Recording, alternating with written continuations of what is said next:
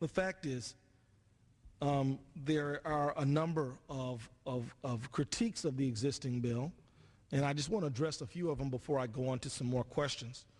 One of the critiques that we've heard, particularly from folks on the other side of the aisle, is that a cap and trade bill is just an energy tax. First, the plan is to repower America with clean energy jobs and efficient savings, not just drop a tax. As for capping global warming pollution, this plan is simple. It makes polluters pay and helps clean companies prosper so they can hire more workers. When the folks on the other side of the aisle say that this bill will be a job killer, my only question to them is, don't you believe in the ingenuity of the American people? You know, they said when we had fuel auto efficiency standards that it would somehow kill jobs. Well, it didn't. They said that when we began to stop acid rain and use cap and trade for that purpose, that would cause job losses. It didn't. The fact is that innovation and ingenuity and brain power will solve this problem, and I think we should have a little faith in Americans to solve this problem. And as I said a moment ago, it's the same solution we put successfully with acid rain in 1990, after which time electricity rates fell 10% and the U.S. economy added 16 million new jobs. They think that they're thinking inside the box and don't understand that we got people who are thinking of new boxes to make. It's important to point out that acid rain solution had bipartisan support and was signed by the first President Bush. Well, those days of bipartisanship, I guess we would like to see come back a little bit more. Another attack on the bill is, won't this energy tax, quote unquote, raise electricity rates? Even Obama said cap and trade will make energy prices skyrocket, quote unquote. Saving consumers money is not a tax. Saving businesses money is not a tax. Sending $400 billion a year to other countries is a tax, and the fact is, it's a tax that Americans are tired of paying. This plan, this ACES bill, even in its unfinished form, declares energy independence and puts Americans on the path to economic recovery. The President spoke of transitioning to clean energy economy that'll create jobs, make homes, buildings, and vehicles more efficient, and protect consumers.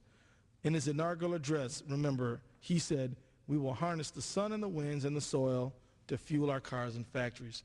And I'm glad that he's doing that. Let me offer just a few numbers in terms of jobs.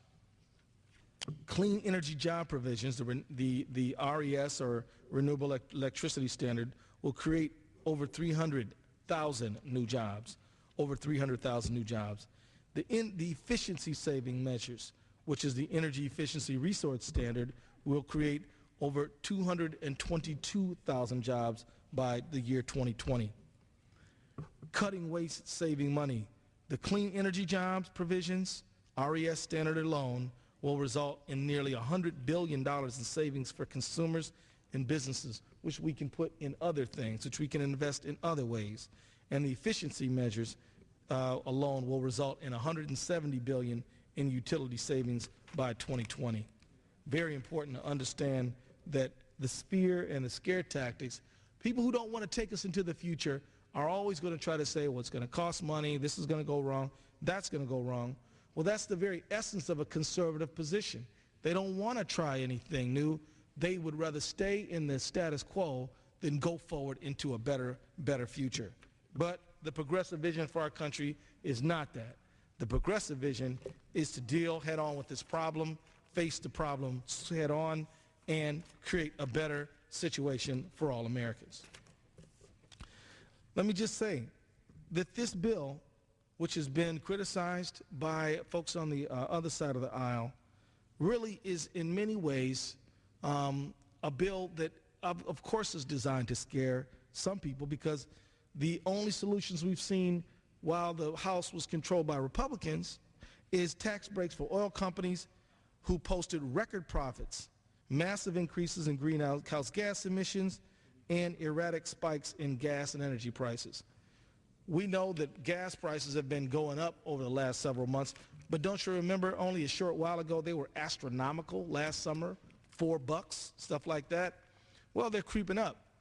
If we go green and really address the greenhouse gas emissions, what will happen is we will see flattening of these kind of spikes in our energy prices. We will get green, we will derive savings, and we will have alternative forms of energy and greater control over oil prices.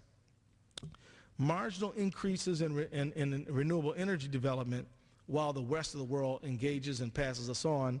We haven't seen real increases in renewable energy development, just tiny little incremental ones, and greater dependence upon foreign oil. The fact is that since 1973, America's dependence upon oil from outside of America has skyrocketed, has absolutely skyrocketed. And this period, much of which was between 1994 right on up to 2006, House controlled by Republicans, and for much of that time they had the House, the Senate, and the presidency, and did nothing about this problem. It just got worse. Now we are going to do something about it.